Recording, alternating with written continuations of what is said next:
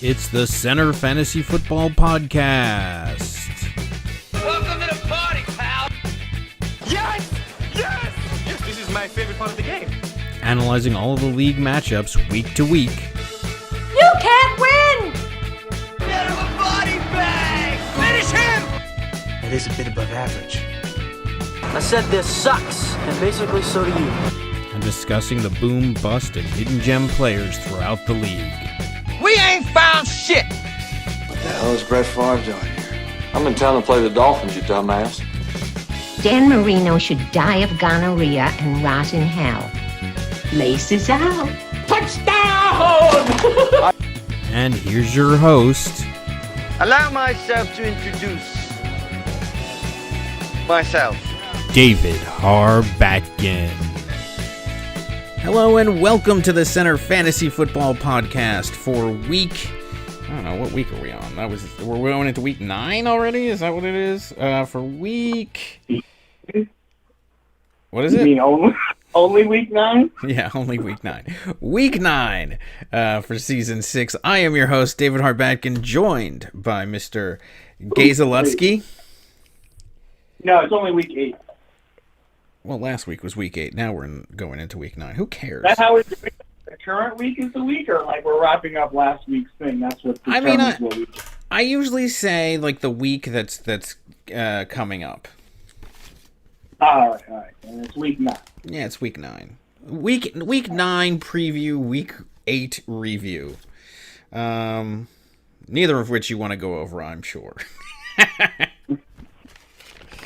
And in addition, By the way, we were having some technical difficulties before, so we did, it'll be in the outtake reel that won't actually come out. But, Geese had to relive, or has to relive the horror of his last week's game twice now because, the recording was basically awful. So, let's get to that again. Let's get to the Hagglers' third loss in a row. I didn't even realize that until you pointed it out last take.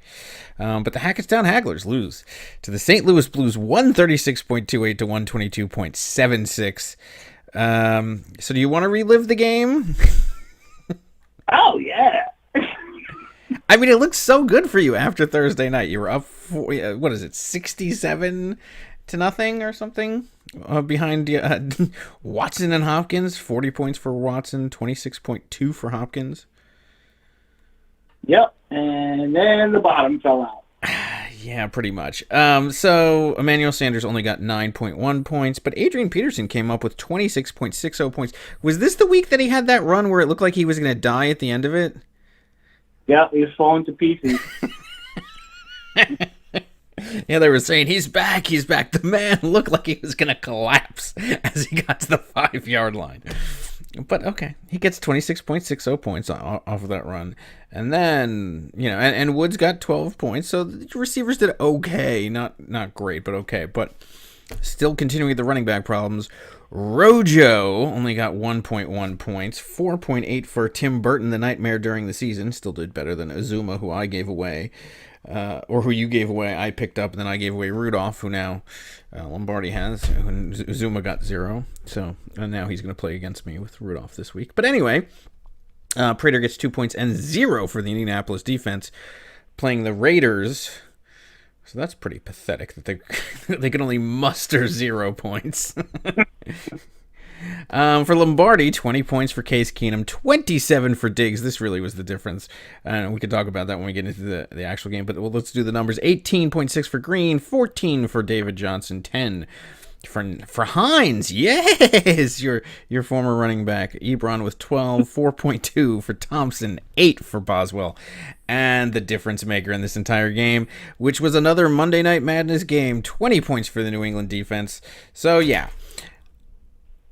Basically, the Hagglers had a decent lead going into the Sunday night game. You just needed Stephon Diggs to have a pedestrian-like performance, or just like the kind of performance he's been having lately.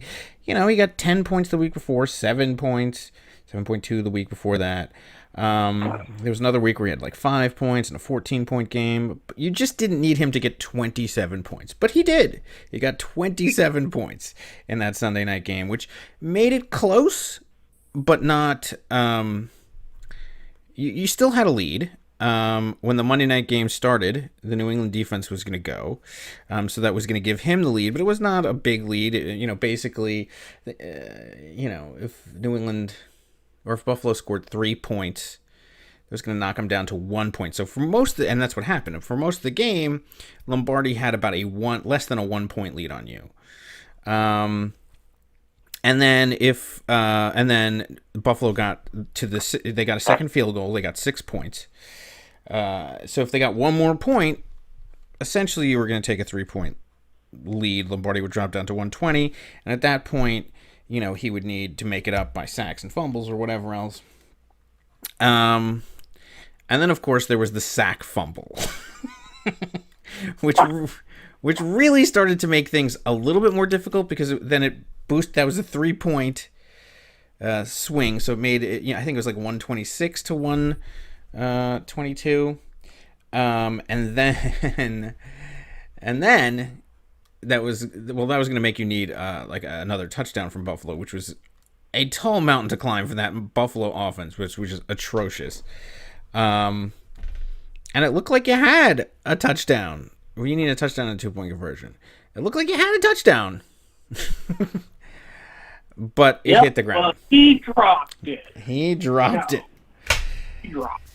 So, and then on the next play, that's when the game was over, Bob. Because they threw a pick six, boosting Lombardi and the New England defense up 20 points. And, yeah. And like a true friend, that's when Dave Harbakin had to go. He gave him blown out. Sorry, gotta go. I could have stayed. What else was I going to talk about? Oh, no, I did have to go to dinner. Sorry. I was holding on because it was exciting. But I had to go. I had to go to dinner at a garlic restaurant for my friend's father's 84th birthday. What? Totally normal. I was there, and I was there for you, to try to comfort you through and root you on, and then, yeah. The only thing we could have was a sack fumble. I mean, a sack or a fumble would have been fine, but guess what? It's on the same play. Sack fumble, no. And then, the Bills finally muster something and drag down the field, and a touchdown. I still needed 14 points. So, but the touchdown would have gone a long way towards that. And it looked good because they showed us the guy's back as the guy caught it. So I was like, yeah. And then all of a sudden they showed the other side where it clearly hit the ground. And it's like, no. And what did they do on the next play? Interception. And not only does it interception, it goes for a pick six. Congratulations, Lombardi. That's fantastic. Have you measured the curtains yet? Oh, yeah, we were measuring the curtains because there was going to be curtains for whatever team lost this game.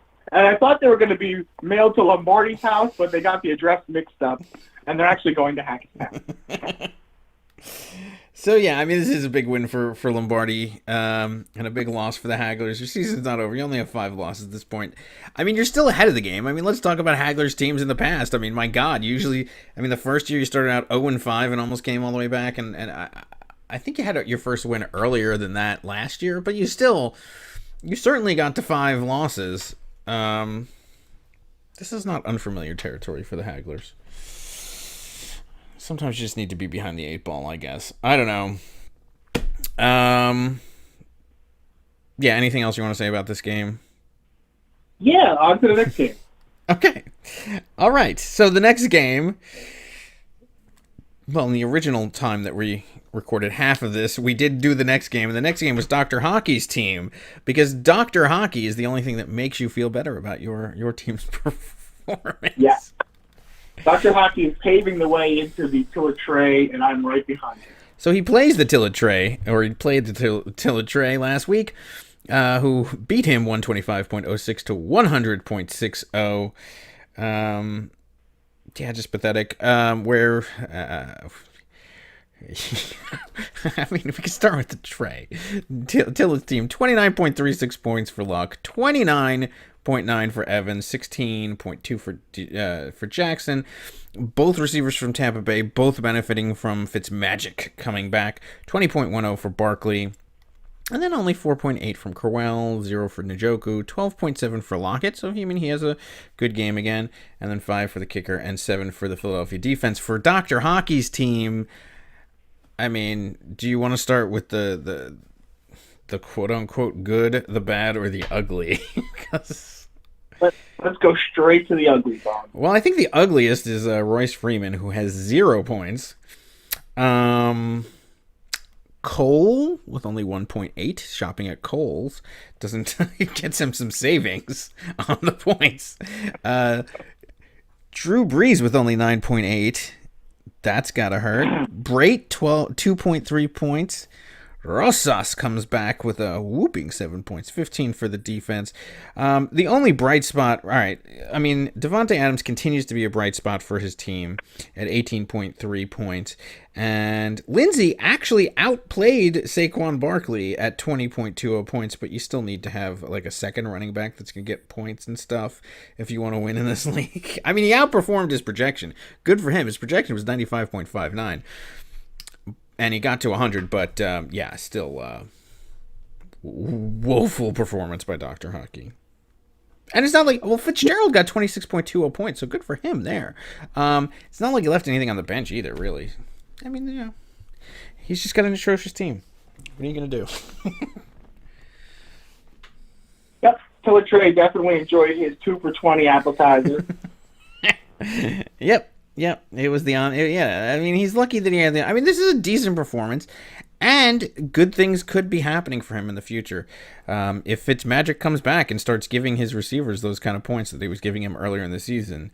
Did he have anybody on a bye this week? I mean, he had Amari Cooper on a bye, actually. I wonder what he does. I mean, just stay away, man. See what happens when you don't play Amari Cooper. And granted, you're playing the entree, but still. If you don't play Amari Cooper, good things happen. I mean, maybe he'll be better in Dallas. I don't know. Yeah. Dr. Hockey definitely will not be better ever until next season. But, whatevs. Anything else that any other commentary you have for this game? No, I slightly feel better whenever I'm talking about Dr. Hockey. I'm glad you feel a little bit better. All right, let's talk about the other team that suffered another Monday night devastating loss. Your rival and the other contender for the Tillet Tray this year, the Lightning Rods, as Eugene manages to stave off the Lightning Rods, 122.46 to 121.16, so slightly over a point win. This basically came down to the Monday night, and that interception, that pick six, did him in because Tom Brady only finished with 13.76 points and had no need to do anything after that. Like if he would have just fallen down on the 1 yard line, well maybe the 5 yard line, he might have passed it or snuck it in, but nope, he had to get all the way into the end zone, so that means he froze at 13.76 points, and that made the difference in this game. Anything would have made the difference. But all right, Kirk Cousins with 25.66 points, being outplayed by the greatest quarterback of all time, 35. I wonder when he's going to go with him. I don't know. Michael Thomas with 13.10. He's cooled down slightly. Chester Rogers, he never heated up. He had 2 points. 21.6 for McCaffrey, 20.4 for Chris Carson, 0 for Ben Watson Yayas, 30.70 for Sammy Watkins Yayas. Where have you been all season long? And then 6 from the kicker and 3 from the Houston defense. For the Lightning Rods, we mentioned Tom Brady, 13.76 points, 11.3 for Brandon Cooks. Only 7.3 from Juju Smith-Schuster. That's disappointing. Kerryon Johnson with 15.1. 28.9 from Marlon Mack. And here's the interesting thing. So Marlon Mack, after the Thursday night game, we were questioning, Lightning Rods, why didn't you play Miller, who had 19.30 points? He made the right decision by playing Mack instead. But still went down. 16.8 for O.J. Howard, the tight end. And then in the flex position, Jack Doyle, the tight end, got 19 points. 3 for Tucker, 6 for the Los Angeles defense. Another disappointing loss for the Lightning Rods. Squeaker for Eugene, who just pulls out this win. But yeah, this certainly keeps the Lightning Rods in contention for the Trey game and Eugene in contention for the bye. So, I don't know. What do you think about this one? Well, this came down to a Monday night game as usual. I wasn't even paying attention, and all of a sudden I looked at the score, and it was really, really close. So one team has to benefit, and one team has to get the shot. So my shafting last week in the false start Jackson Wang Chung game, Atlanta versus the Giants, worked out to Tilla Trey's benefit facing Fitzmagic. And this week, the pick six, which did me in, actually kind of did the Lightning Rods in too. So, it helped with Eugene out. So, to every single play, there's a winner and a loser. Unfortunately for the Lightning Rods, like you said, the guy took it in for a pick six. And, had that Buffalo guy scored, Brady might have had to come out still throwing. So, that drop by the Buffalo guy had ramifications. Yeah, both for Hugh and for his team. Yep. Because it was only a 14-point lead going into the game, and he had Tom Brady going. I mean, he had to be feeling good going into the Monday night game, but I'm telling you, this year, I don't feel good about even having any players playing in that Monday night game because it's ridiculous what's been happening on Monday night this season. Yeah, absolutely. Yeah. So, another tough loss for the Lightning Rods. Yeah. And like I said, Eugene, he's got to feel like he escaped from one here. He won't say it because he's Eugene, but he definitely has to feel like, okay, I walked away with one here. He won't admit it, but when he cries himself to sleep in the shower every night, I'm sure that's what he's thinking to himself.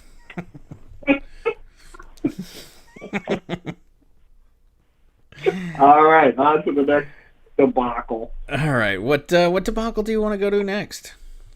Well, let's go to the Minor and Nick and Jamie game. Another game where LeVar Minor, Monday night decided a lot of these. Oh, yeah. LeVar was actually holding his own with Josh Gordon. He was. Until the one drive. Yeah, I mean, basically... basically Minor had this. I mean, like, he had a lead going into the Monday night game, but then, of course, the Nick and Jamie Patriots came out to play. But he was still doing well. I mean, because he had Josh Gordon, who was holding off enough points. Gordon finished with 8.2, but that 8.2 was really holding his own. And then, that one drive where it was like 20 dink and dunks. I mean, it was just ridiculous. It was like, I don't know. So Edelman, 20.70 points. What's his stat line on this game? It's got to be ridiculous. 2 rushing attempts, 13 yards, 10 targets, 9 receptions for 104 yards. I mean, he got, so that killed him. And then James White, my God. He also had, it was dink after dunk after dink after dunk. 8 rushing attempts for 15 yards, a rushing TD, 13 targets, for 10 receptions, 79 receiving yards. Yeah, and ends up being 25.40 points. But look, Gronkowski only got 7.3 points. T.Y. Hilton had 4.4 points. But yeah, I mean, Golden Tate, 12.3. Carson Wentz, 30.6. Matching up, actually underperformed, or what do you call it? Goff for Minor had a better performance. Landry had 11, only 8.2 for Gordon. That's what he finished with. But Drake had 23.50 points, 8.9 for Doug Martin. Greg Olson had 15.6, 25.4 for Brown, 8 for Zerline, 7 for the Jacksonville defense. And speaking about defenses, Nick and Jamie had, I don't know what, I mean, clearly they're reading Defensive Digest or something. I don't know what is going on, but 15 points for their defense this week. Last week they had the 32 points from the Denver defense. And the week before that, what did they have against you? It was like 17 points or something. I mean, they must be reading some kind of Defensive Digest. That's giving them this. I mean, because it's ridiculous. Like Denver, Washington, these are not been teams that have been putting up points on defense, but nope. Defensive Digest. I'm gonna have to pick up a copy next week. Yeah, me too. I don't know what they're reading, but it's ridiculous. Yeah, but it was. Yeah, so I mean, the story of this game is essentially that one drive. That one drive killed them. And they end up winning the game 149.34 to 141.00. I mean, that's what happens when you have the entire Patriots team. I mean, it's got to bite them sometime. The Patriots they have to have an off day. Although, here's the thing. It doesn't even matter. This is the unique thing about the Patriots and having all these Patriots. It doesn't even matter if they have an off day because they're still going to dump it off to White a million times and Edelman a million times. And, that's just going to generate enough points for them. It's ridiculous. I mean, Gronk has been tremendous. Oh, yeah. And then the kicker, literally the kicker, 14 points for Gostkowski. So if anything stalls, there they are to clean up the points. It's ridiculous. It's ridiculous what they're able to do with this team. I mean, and then they have Kareem Hunt, by the way, a pedestrian 19.6 points. I mean, this team. I mean, what are you going to do? It's not even that. Yeah, we're just lucky that they don't have Tom Brady. Well, actually, Tom Brady would have cost them the game this week. That's the thing. They don't need Tom Brady. The fact that they don't have Tom Brady, they just have all of these players that Tom Brady is just dumping it off to in the flats for a point is winning them games. It's tremendous. And I'm telling you, it was like 141 to 120 or something into the fourth quarter until they got that one drive. And then just all changed because every play, just here you go. Yeah. So the drive. We'll call it the drive. Yeah, the drive. So Nick and Jamie, they move to 7-1 on the season with that win. Disappointing. I mean, but Minor, he had a really good game. Yeah, you got to hand it to him on this one, but it's tough. It's tough to play against the entire New England Patriots team week in and week out. It's just tough. All right. Well, I think that does it for the Monday night matchups. We have one more exciting matchup, no, there's no more exciting match. None of this was exciting. All the rest of these games were garbage. I mean, I think let's do the Whalers game. I mean, he even said sometimes you are, sometimes you eat the meal, sometimes you are the meal. This is one week where he was the meal. As the Millennials beat him 152.82 to 107.54. This game is just, I mean, what are you going to say? 29 points for Russell Wilson, 21 for Odell Beckham, 22 for Thielen. Even in a game when Diggs actually took a lot of the receptions, Thielen still gets 22.8. That guy is ridiculous. 18 from Cohen, 14.4 for Jean-Luc Richard, 19.9 for Kelsey, 5.7 for Bunches of Funches, 16 from his kicker Lutz, and 5 from the Chicago defense. I mean, all around good performance for the Millennials. For the Whalers, 14 from Winston, 10 from Tyreek Hill, 2.2 from Galladay, 28.8 from Mixon, so that's a good sign. His running backs actually did really well. 26.6 for Kamara, 12.6 for Ertz, 9.5 for Chubb. So Chubb getting a little chubby there. Didn't get in double digits, but whatever. Butker had 6 and a whooping -3, the maximum you could be down from a defense. He got the max worst score from a defense. -3. That means they didn't do anything. No sacks, no interceptions, no anything. You cannot have a worse performance than -3. Oh, and that means that they allowed the maximum amount of points. Just an atrocious game for Baltimore.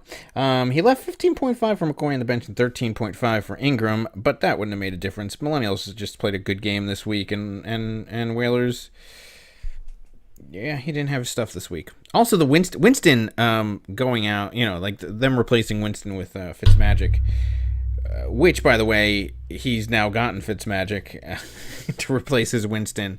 Yeah, I mean, tough week for the Whalers, but I don't think it's indicative of any. I mean, look, we had a bad week and we bounced back, which we could get to in a second. But yeah, I mean, there's no reason to panic in Whalers country. And the Millennials, good game. Let's see if he can sustain it.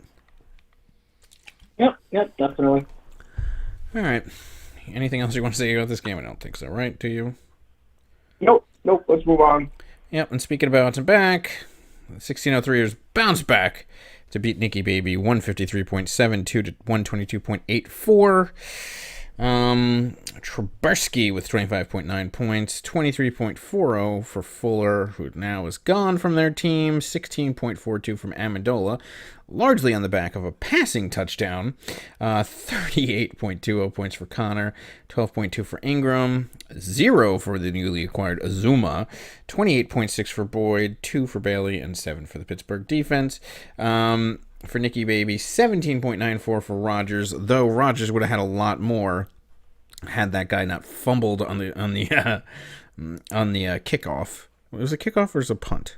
It's a kickoff, right? It was a kickoff. Yeah, you know he was going to come back and win that game for them, but he fumbled and that cost the game and it cost Rodgers. Gurley had 33.50 points. I have to say that Gurley actually, this is the first time he didn't just walk it in from the 1-inch line. He actually had a few receptions that brought him down the field, so kudos to Gurley, and thank you, Gurley, by the way, for sitting down on that last touchdown. That helped me in fantasy, because he could have had 40. Otherwise, Shepard. I mean, and the fact that Rodgers and Gurley were playing each other in a kind of low-scoring game really was what was the difference maker for Nick here. Well, that combined with Shepard getting 7.4, Jordy Nelson starting for 2.4 points, Kittle, who's been great, getting 10.7 points. 17.4 for Cook, his other tight end that keeps getting him points. 5 for the kicker and 8 for the Arizona defense. Kind of a bounce back game for the 1603ers. This is actually the highest score in the league for this week, but there is trouble looming with Will Fuller going down. Although we've played without him before, so it's not like it's not like I was banking on him. It's the same problem we've been having at wide receiver all season long, so let's see if the new guys can come in and step it up. And for Nicky Baby, he's boomer bust. He's boomer bust trick or treat for the Halloween theme. Woo! So this one was trick, not treat for him. I don't know. Yep, and Sterling Shepard this week conveniently only gets 7.4, where last week that would have been fine by me, but whatever. You have to get 21.7. Yeah, that's great. And what else can I beat you about? Well, you picked up a Zuma, who I threw in the garbage can. Now you can see why. He's actually starting through next week. I mean, if you're comfortable with those kind of numbers, then by all means. I keep getting, by the way, since I've had him, I keep getting a roster alert every day telling me how many teams have dropped Azuma. CJ Azuma has been dropped by 37,706 teams in Yahoo leagues. That makes me feel confident. I looked up who his backup is. I was like, why is he being... Is there somebody that's coming in? No, nobody's coming in. They're not. I mean, he's just not. People are just not happy with him, and whatever. I guess they had to pick up another, And I gave up Rudolph for that. Not that Rudolph has been that great, but Rudolph is, he'll get us 7 points here and there. I mean, God forbid the 1603ers go a week without somebody getting 0. I mean, it was our kicker for the longest period of time. Now that we finally maybe have a kicker that's finally getting some points, somebody else has to step up and go, Coach, I can get a 0. Don't worry about that. I'm going to still get a 0. And somehow we still get high point totals. But I can't imagine. This team might actually be really good and in first place. Well, we still wouldn't have because we shit the bed completely last week when we had an opportunity. But we'd at least have the most points if someone by far, if we would have a player on a weekly basis who didn't go on a bye. Every week we have a player that plays but is on a bye for our team because he just gets 0 points. I don't know how it happens. It's amazing. Well, I wonder who that'll be this week. Matchup. It looks like Nick DeVary lost this one in the wide receiver bracket. Yeah. Nelson and Shepard. Ooh, and actually, Connor outplayed Todd Gurley, which was. I don't want to say that's surprising, but Connor has been a pleasant surprise, and Nicky Baby actually gave you Connor. So he's probably not feeling so great about that one right now. True, but he did have Kittle, who we'll talk, because since this is recording on Thursday night, we could talk about Kittle and how he did this week. And Kittle had 10 points more than my tight end, so he has to feel good about that as well. It's not as bad as one would think on paper. Because he has a tight end, and I got news for you. There may not be very many good running backs in the league, as you could certainly attest to, but there are really not many good tight ends in this league this year. All right. Yeah. All right. Well, that does it for last week's games. Let's move on to the preview of Week 9. So as I mentioned, we are recording on Thursday night, the Thursday night game between the 49ers and, well, it was just basically the 49ers playing tonight, is over. So we know the results of that game. I guess we might as well start with, there weren't that many, there wasn't that much that was decided in this game because, whatever. But let's at least talk about the games that already are in progress as opposed to the ones that are not. Well, so Nikki Baby right now has a 24.8 to 7.90 lead against Black Ice Dynasty, led on the back of Kittle, who has 20.8 points. So right now the current projection is 137.20 to 131.31 in favor of Nikki Baby. Black Ice Dynasty has 7.9 for Doug Martin. So in the quarterback matchup, you have Aaron Rodgers against Goff. Aaron Rodgers playing at New England, Goff at New Orleans. That's actually an intriguing quarterback matchup. Who would you favor in that one? I mean, because Goff finally threw some touchdowns last week. I mean, because he'll, it's just a question of does he pass it to Gurley for the 5-yard dump off, or does he hand it off to Gurley? That's really the difference in Goff's points on a weekly basis. Yeah, where Rodgers, yeah, he just throws it. I favor Rodgers in that one. All right. So Cooper Kupp, is he back? I haven't heard anything. But looks like he returns to limited practice. So if Cooper Kupp, let's just go with the presumption that he's playing at New Orleans, going against Landry versus Kansas City, and Keenan Allen coming back off the bye at Seattle against Josh Gordon versus Green Bay. I mean, you got to favor Nick's receiving core here, I would think. Yeah, Gurley at New Orleans and Latavius Murray making an appearance this week because I guess his other running back is on a bye. Who is this? Oh, Allen? No. In trouble because Goff gets, he's obviously going to Gurley. So that's going to be points for Nick. Or Kupp. Yeah, that's an interesting matchup we have this week. Yeah, Murray. So Murray... Oh, yeah, why? I mean, he should go with Latavius Murray. I mean, he's actually been really good, and he's playing 2 tight ends this week, that's why. Although the second tight end only got 4 points in Cook.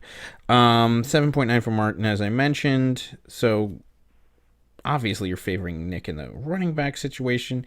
With Kittle already having 20 points, you got to think that that's going to be more than Olsen is going to get. Though Olsen is playing versus Tampa Bay, there is some potential for points there. Cook only 4 points, and Antonio Brown will be at Baltimore, so Antonio Brown should get some points. Although he didn't get, how many did he get the first time he played Baltimore? 17.2 wasn't that impressive. So I don't know. Denver kicker versus Houston. Miner has Zerline at New Orleans. Nick has the Carolina defense versus Tampa Bay, and Dallas versus Tennessee. Well, I'm going to pick Nick on this game. I'm going to pick Nick in this game only because he has all the weapons that Goff is going to be throwing to. Yeah, that's true. Yeah, yeah. I think this is going to be like one of those games where Nick goes insane. Again, he's going to have a huge point total again this week. And I don't think it's going to be Miner's fault. I definitely see that. I think Nicky Baby in a runaway. Yep. All right. So what other games do we have in progress so far? So 2 others.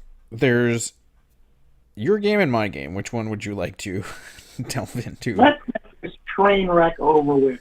All right. So the Hagglers.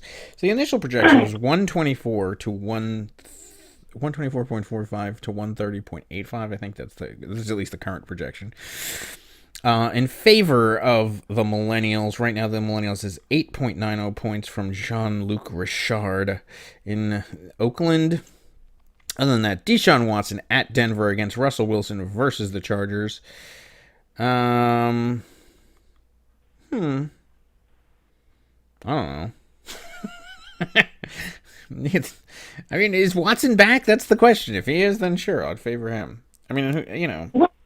The Broncos traded Demaryius Thomas to the Texans, and now they're going to play them. Yeah, I know. Well, I guess it's the trading deadline. Mm-hmm. Yeah, but I don't think Demaryius Thomas is going to have that good a game this week. But I don't think he ever has a good game. But whatever. I don't know. And then Hopkins. I mean, what's the weather report? I mean, when you're dealing with playing in Denver in November, that also has to factor in. I don't know. I mean, what has Russell Wilson even been doing lately? I mean, the Chargers... I don't know. So Hopkins versus Thielen. I'll hold off on the quarterbacks. I don't really have a verdict on that one. Hopkins at Denver, so, you know, whether or not Watson plays. I mean, it's your combo meal there. Thielen versus Detroit. Ooh, Thielen's going to have a monster game. And then Emmanuel Sanders. So you have all your top three players going in that Denver game and Houston game. All right, so Emmanuel Sanders. And then bunches of Funchies playing versus Tampa Bay. Yeah, I got to favor Fitzmagic's wide receiving core in this one. All right, Adrian Peterson versus Atlanta. Adrian Peterson, you know, still alive after that one run. Playing against Tyreek Cohen at Buffalo. I mean, that Buffalo defense is not atrocious. It's just the offense that's, you know, I mean... Cohen might have an okay game. Why are all my times messed up? What is this Sunday at 10 a.m.? Crap. I don't know. You must be on Pacific time. I don't know what you did. Interesting. All right. Yeah, so, all right, continue. So you picked up Peyton Barber at Carolina, so you've decided to go back with that? Well, I mean, the running back market is just atrocious. Yeah. All right, so, well, he's just going to get 8.9 points because Richard only has 8.9 points. So if he could exceed that, then he does better than that. You have Tim Burton, the nightmare during the season, at Buffalo against Kelsey at Cleveland. Got to favor Kelsey there.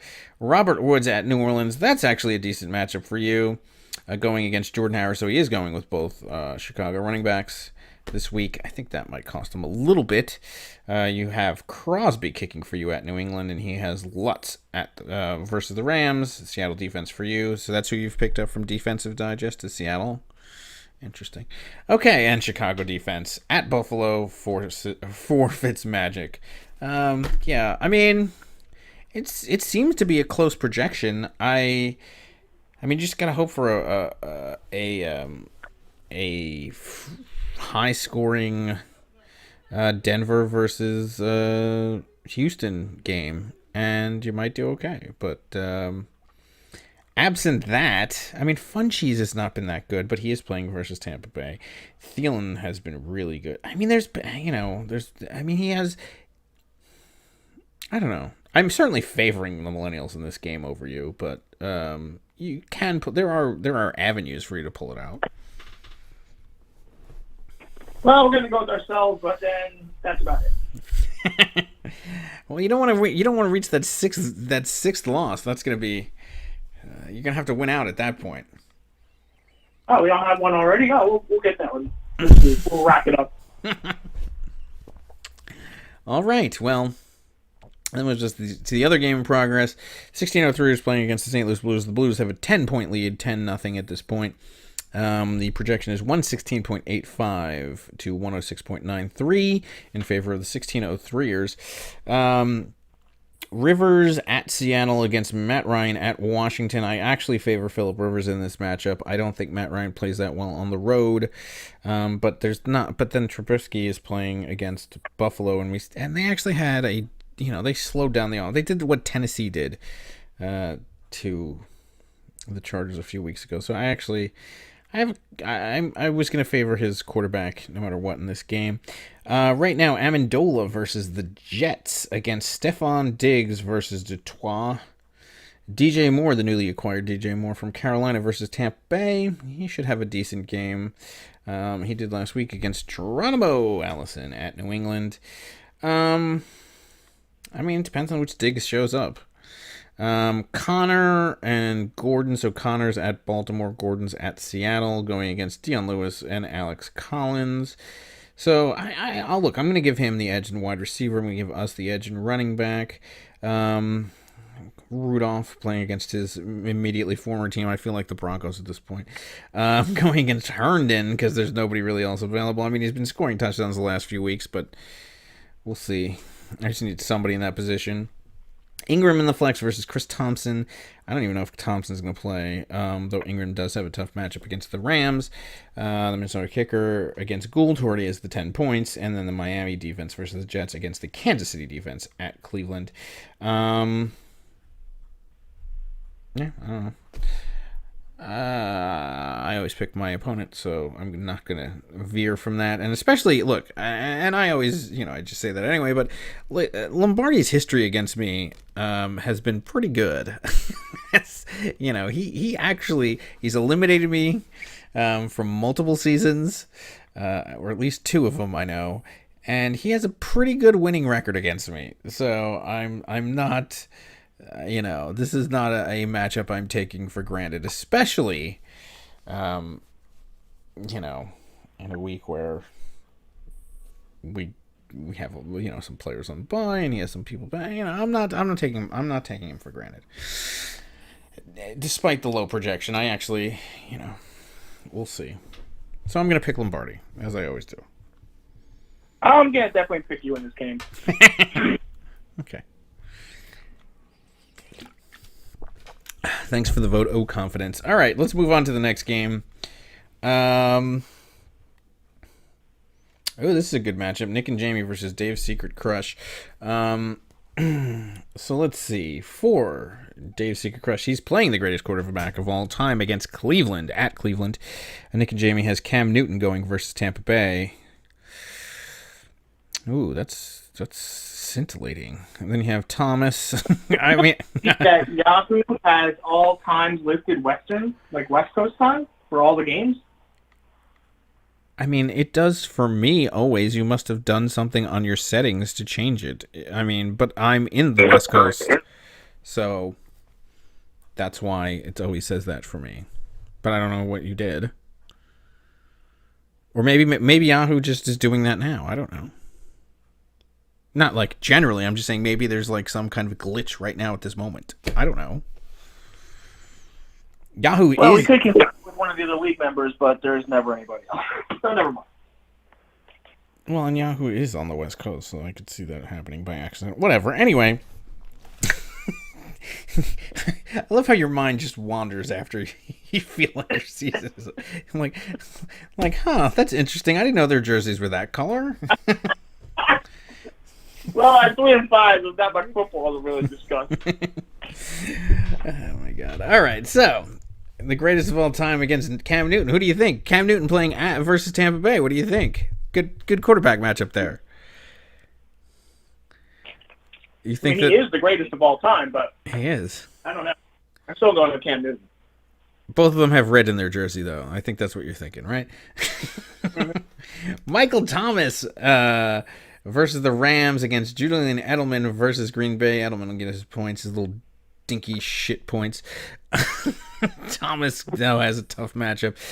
Tyrell Williams, who actually had a really good game a couple weeks ago at Seattle, still trying to replace... Who did he trade away? He traded away one of his receivers to Nicky Baby. It was Keenan Allen. That's what he's constantly trying to...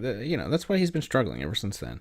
He's been winning, but, he's constantly trying to fill that void in his soul and his wide receiver core.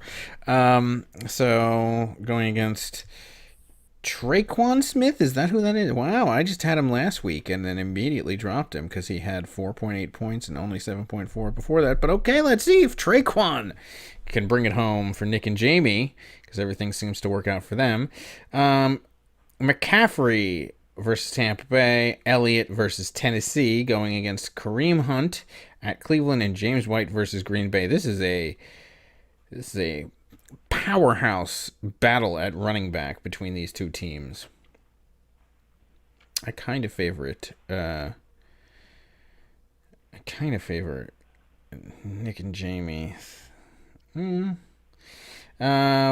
Watson versus the Rams. Gronk versus Green Bay. I mean, we'll see if Watson does anything. He did nothing last week. Chris Carson versus the Chargers. Jimmy Graham at New England. Wow, is he only playing 4 New England players? So Edelman, White, Gronk, and Gostkowski. Interesting. Houston's playing at Denver, and he has the defense and the kicker there. Still has the Washington defense. I guess he hasn't picked up his episode of Defensive Digest, unless he's still rolling with them against Atlanta. That would be interesting. I haven't seen him have the same defense for 2 weeks in a row, but let's see if it breaks the streak in that.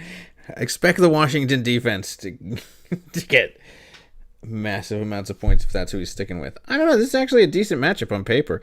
The projection is 142 to 138 in favor of Dave's Secret Crush.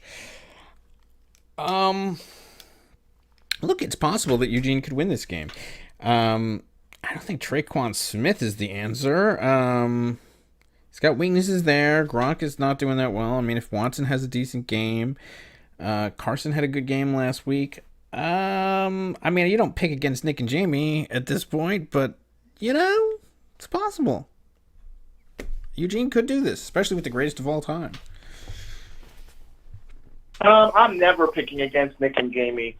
I don't know what they're reading. They've got Pro Football Digest next to their lamp post at night, next to their bedpost. They know their stuff, so I'm going with Nick and Jamie this week.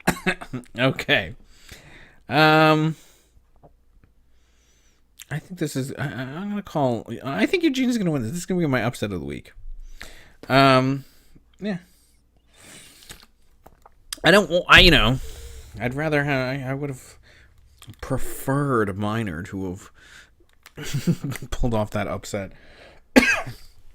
But I guess I'll take it, because ever since I shit the bed, I need to have somebody knock him down. Okay. Then we have the Mighty Whalers against Tillett Trey team.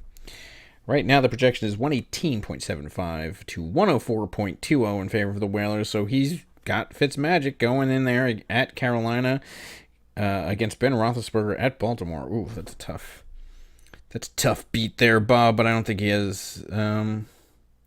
Andrew Luck's on a bye, so he's got to go with Roethlisberger, though it's a tough matchup there. Tyreek Hill and Galladay. Hill at Cleveland, Galladay at Minnesota. So tough for Galladay there. Evans at Carolina and Deshaun Jackson at Carolina. So this is interesting. So the Whalers has Fitzpatrick going, but he's throwing to all of Tillett's receivers. We saw this happen last week. This actually benefits Tillett Trey team. Then he's got Kamara and Chubb in there because Mixon is on a bye. So going against Crowell and Gore.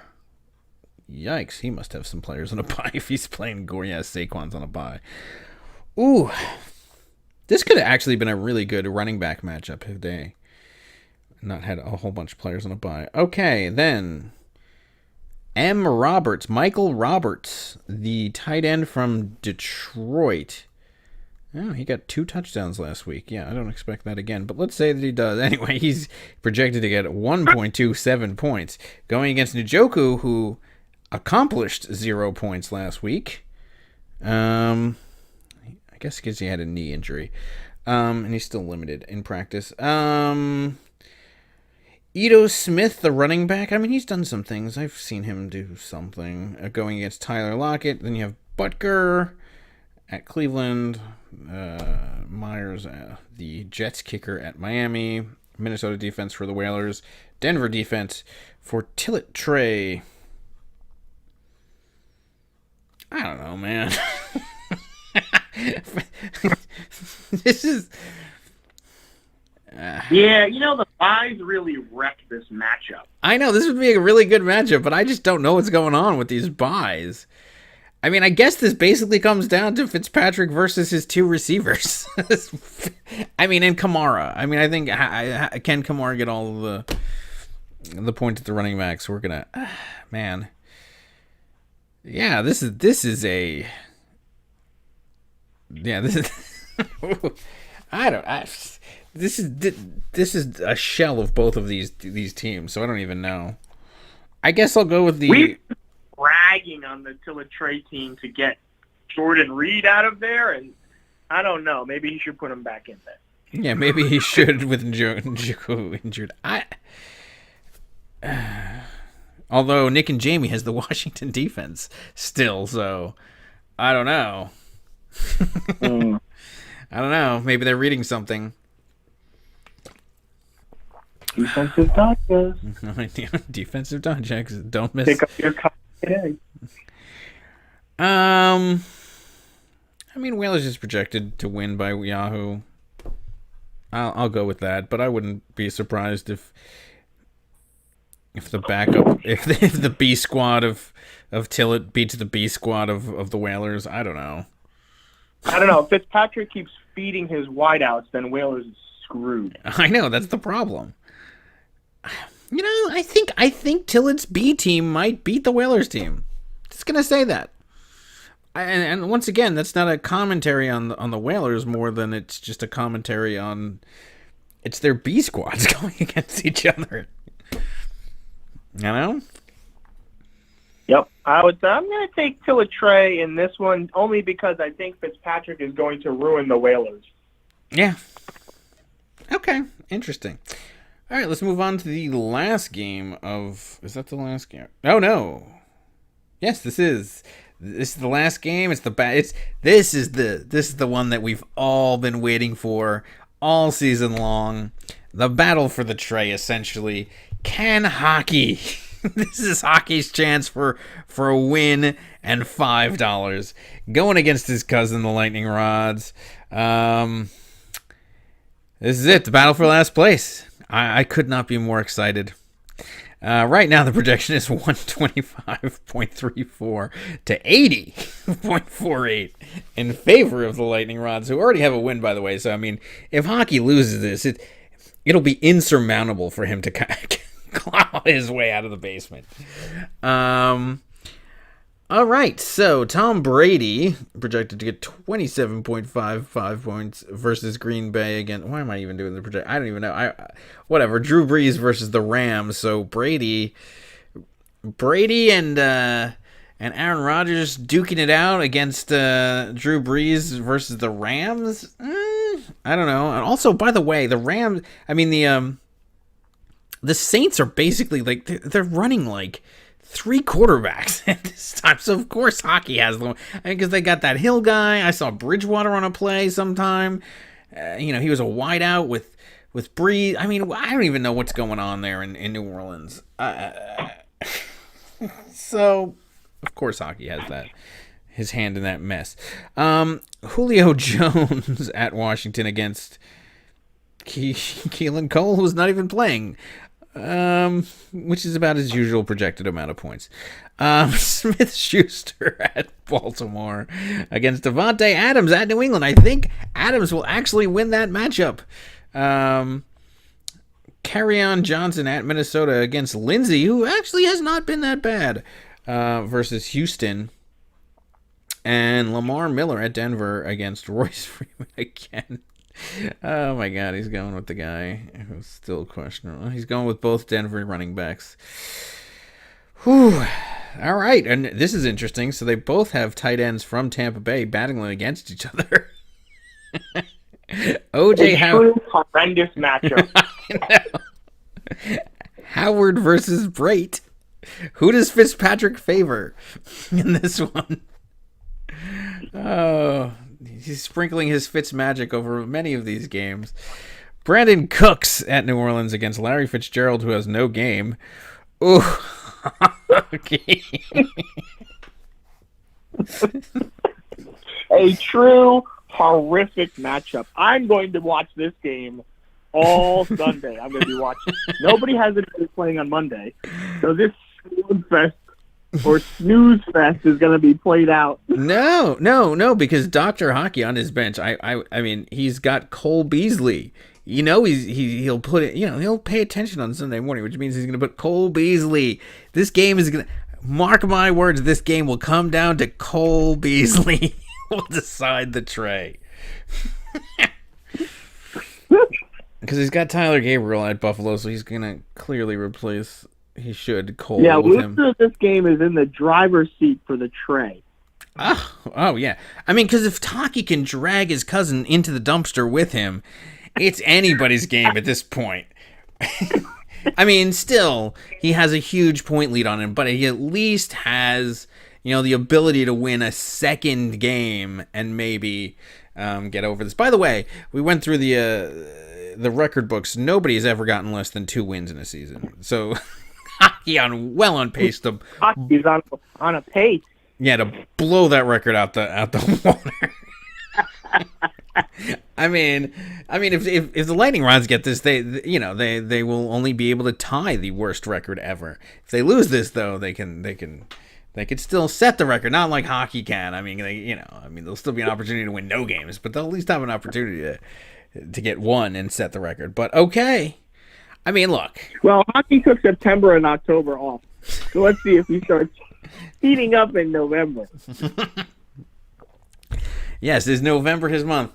I have a feeling it won't be. Look, I am going to predict the Lightning Rods shutting the door on the dumpster on his cousin and taking a whiz on his face. Look at this team. It's atrocious. It's a train wreck.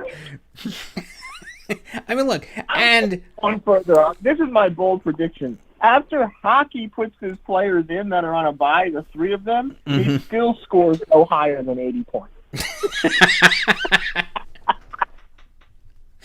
Would you like to take the over or under on that bet? That he's going to score. Literally, it makes no difference if Hockey replaces those 3 players who aren't playing. I'm going to take...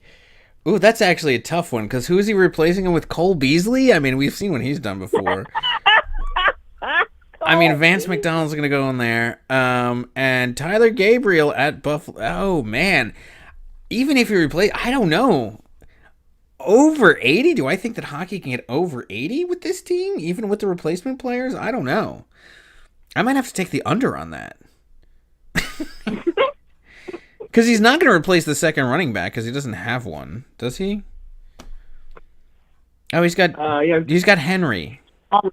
Horrid Henry. That's not going to do anything. I think it's yeah. I think I might take the under.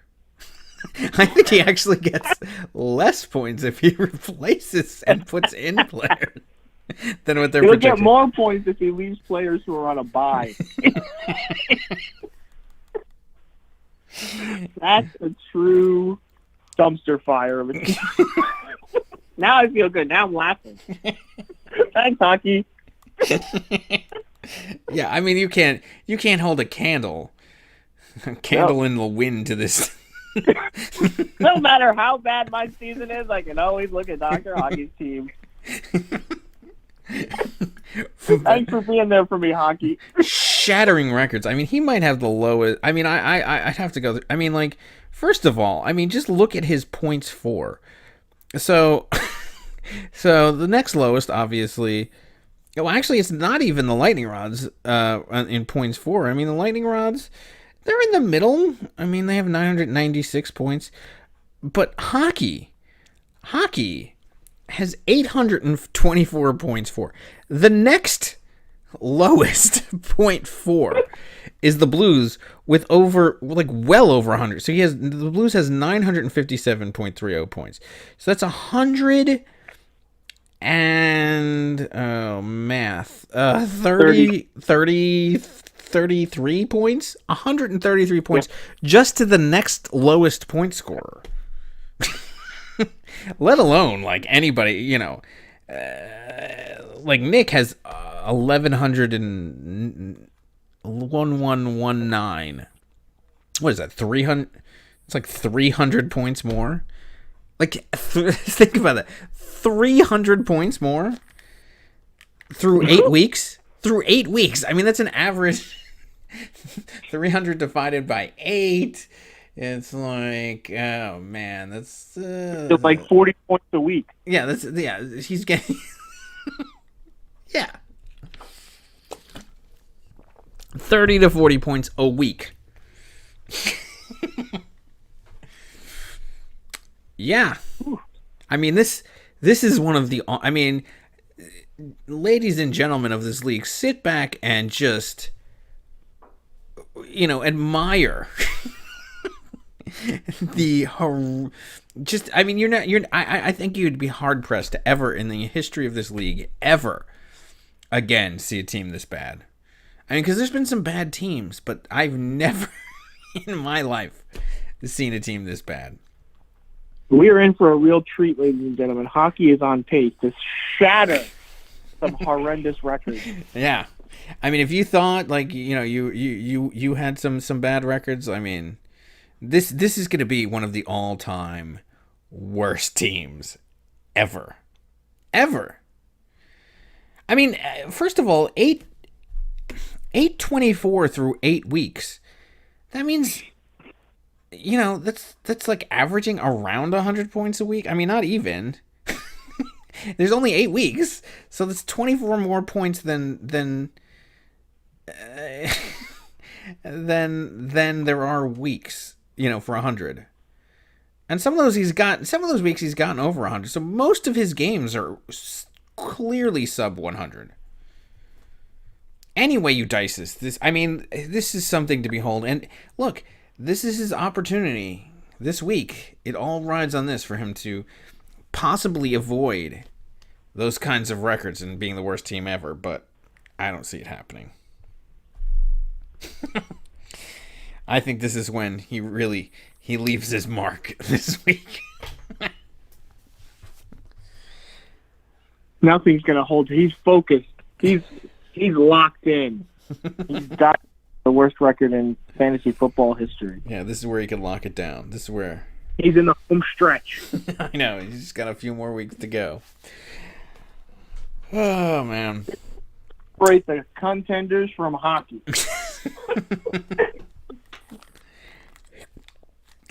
Well, all right. So, who's your lock of the week this week?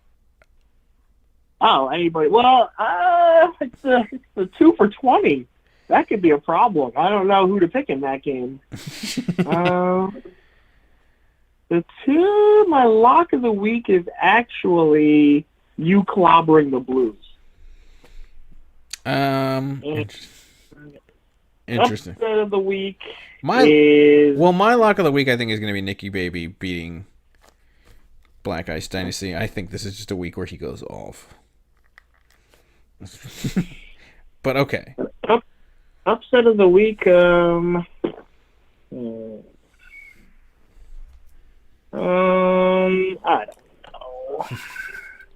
All these games, maybe if they win, Eugene beating Nick and Jamie because they're on a roll. That is my upset of the week. I think actually Eugene is going to.